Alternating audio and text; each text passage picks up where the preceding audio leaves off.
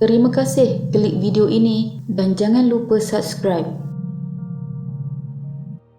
Pada 13 April 2015, jam 12.30 pagi, seorang wanita telah dimasukkan ke dalam zon merah Hospital Mersing. Mangsa berada dalam keadaan tidak sedarkan diri. Setelah diperiksa oleh seorang pegawai perubatan yang bertugas, didapati tiada sebarang tanda vital pada mangsa dan pada jam 1 pagi, pegawai tersebut telah mengesahkan kematian mangsa. Pihak hospital kemudian membuat laporan kepada pihak polis berkenaan kematian mangsa berdasarkan kecederaan pelik di badan mangsa kelihatan seperti perbuatan jenayah. Mangsa Nik Nurzilawati Akmar binti Afandi berusia 35 tahun ketika kejadian telah dihantar oleh seorang lelaki ke hospital, namun lelaki tersebut menghilangkan diri selepas mangsa dimasukkan ke dalam wad kecemasan hospital. Namun tidak lama selepas itu, lelaki tersebut muncul semula di hospital bersama dengan seorang rakannya dan bertanyakan tentang keadaan mangsa. Pegawai perubatan yang mengesahkan kematian mangsa telah memaklumkan yang mangsa sudah pun meninggal dunia. Lalu, apa sebenarnya yang telah terjadi? Ini adalah kisahnya. Sejurus mendapat laporan dari pihak hospital, beberapa anggota polis bergegas ke hospital. Lelaki yang menghantar mangsa ke hospital merupakan teman lelaki mangsa telah ditahan untuk siasatan. Lelaki tersebut merupakan suspek dalam kes ini. Muhammad Faizal bin Salim berusia 38 tahun ketika kejadian adalah seorang polis berpangkat korporal dan tinggal di kompleks perumahan polis Mersing. Ketika kejadian, suspek sudah pun berkahwin namun menjalinkan hubungan cinta bersama mangsa. Rakan suspek yang berada di hospital juga merupakan seorang anggota polis, Sarjan Saiful Izwan bin Sahar, turut ditemu bual bagi mendapatkan maklumat. Sarjan Saiful Izwan memaklumkan yang suspek merupakan kawannya di balai polis telah menelefonnya pada malam kejadian. Pada masa itu, suspek mengajaknya untuk bertemu di restoran Al-Hamid. Apabila dia tiba di restoran itu, suspek mahu dia menemaninya untuk pulang ke rumahnya di kompleks perumahan polis Mersing. Suspek juga telah memaklumkan yang dia telah menyerang seorang wanita dan telah menghantarnya ke hospital untuk mendapatkan rawatan. Menurut Sarjan Saiful Izwan, pada ketika itu dia hanya menyangkakan wanita itu mengalami luka ringan sahaja dan bersetuju untuk menemani suspek ke rumahnya. Di rumah suspek, Sarjan Saiful Izwan hanya menunggu di luar sementara suspek telah masuk ke dalam rumah buat seketika dan kemudian keluar dengan satu bungkusan yang kemudiannya dibuang ke dalam tong sampah. Selepas itu, mereka bersama-sama telah pergi ke hospital Mersing dan berjumpa dengan pegawai perubatan yang merawat mangsa yang kemudiannya memberitahu mereka tentang kematian mangsa. Tidak lama kemudian, beberapa anggota polis telah datang menahan suspek di hospital.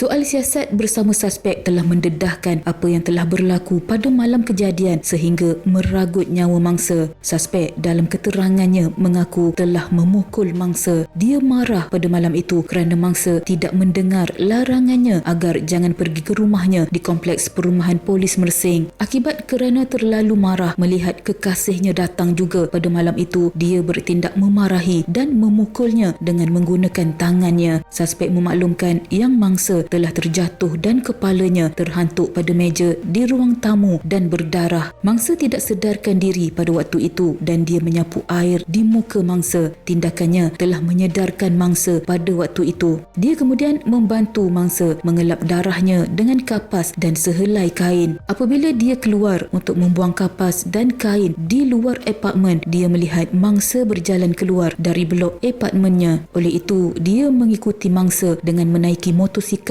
dan mengajak mangsa menunggang motosikal dengan niat mahu menghantar mangsa ke rumah apabila mangsa memberitahunya bahawa dia mahu pulang ke rumah. Pada ketika itu, seorang rakan suspek yang juga tinggal di kompleks yang sama dengan suspek telah menyaksikan mangsa menaiki motosikal suspek. Ketika itu, jam lebih kurang pukul 11 malam.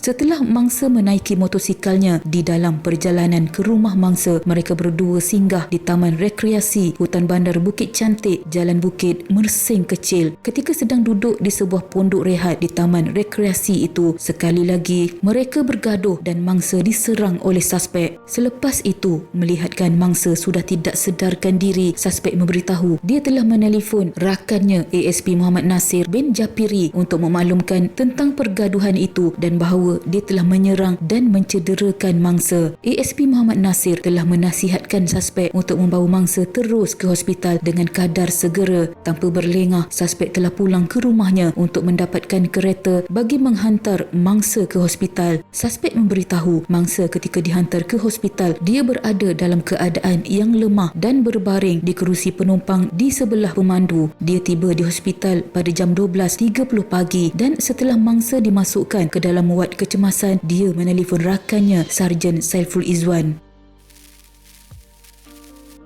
Menurut suspek, dia hanya memukul mangsa tanpa berniat untuk membunuhnya. Namun, hasil bedah siasat mendedahkan bahawa mangsa sedang hamil 6 bulan dan mengalami 47 kecederaan pada tubuh badannya. Kecederaan tumpul berganda itu adalah di kepala, tubuh dan anggota badannya, dan terdapat juga kecederaan pada lehernya yang konsisten dengan kesan cekikan. Laporan bedah siasat mendapati punca kematian Nurzilawati ialah hentakan kuat dengan benda tumpul pada kepala. Pada 23 April 2015, suspek didakwa di Mahkamah Magistrat Kota Tinggi kerana membunuh mangsa di sebuah taman rekreasi dekat Bandar Mersing. Suspek mengangguk sebagai tanda faham selepas pertuduhan dibacakan di hadapan Magistrat Mazana Sinin. Kes kemudian dibawa ke peringkat Mahkamah Tinggi di mana pihak pendakwa raya berjaya membuktikan kes prima facie ke atas suspek dan suspek telah diarahkan untuk membela dirinya. Suspek dalam keterangannya menafikan memukul mangsa di kepala serta bahawa dia hanya memukul dan menumbuk mangsa di belakang dan menamparnya sekali tetapi tidak pernah mencekiknya. Pada 28 Februari 2017, Mahkamah Tinggi Johor Bahru kemudian telah mendapati suspek bersalah atas tuduhan membunuh mangsa di bawah Seksyen 302 Kanun Kesesaan dan mensabitkan hukuman gantung sampai mati ke atasnya.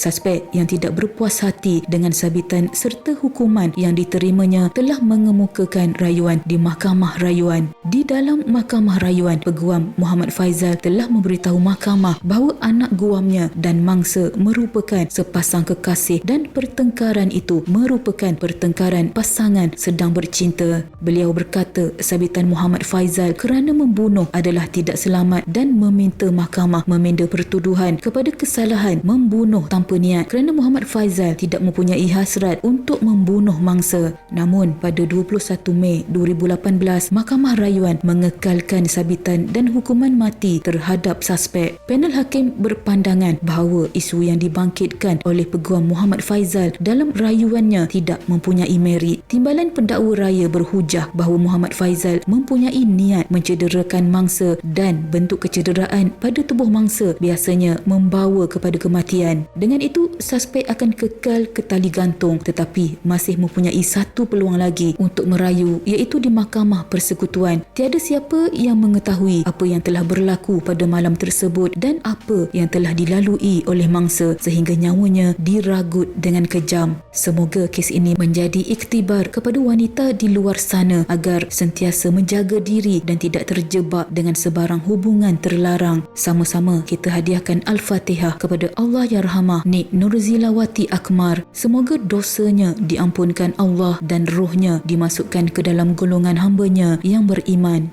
Sekian.